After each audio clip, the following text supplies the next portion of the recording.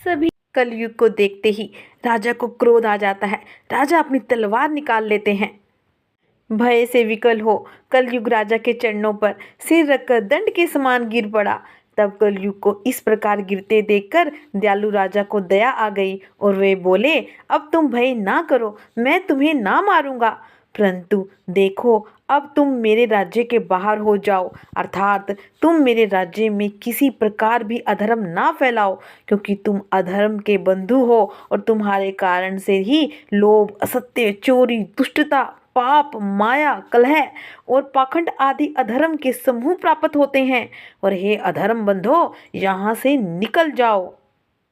फिर कलयुग ने बड़ा साहस कर हाथ में तलवार उठाए हुए राजा परीक्षित से कहा, हे महाराज, अब मैं चाहे जहाँ भी रहूँगा, परंतु वहाँ मुझे आपका भय बना ही रहेगा। आपसे यह प्रतिज्ञा करता हूँ कि जहाँ भी मैं रहूँगा आपकी दी हुई आज्ञाओं का पालन करता रहूँगा और उन नियमों का सर्वदा ध्यान में रखूँगा।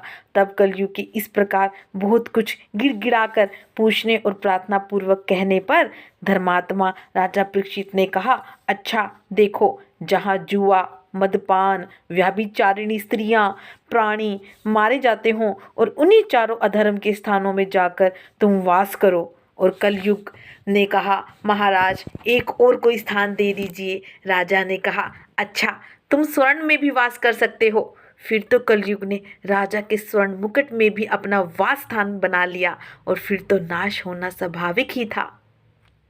इस प्रकार से राजा के स्वर्ण मुकुट में कलयुग का वास हो जाता है और कलयुग पृथ्वी पर आ जाता है।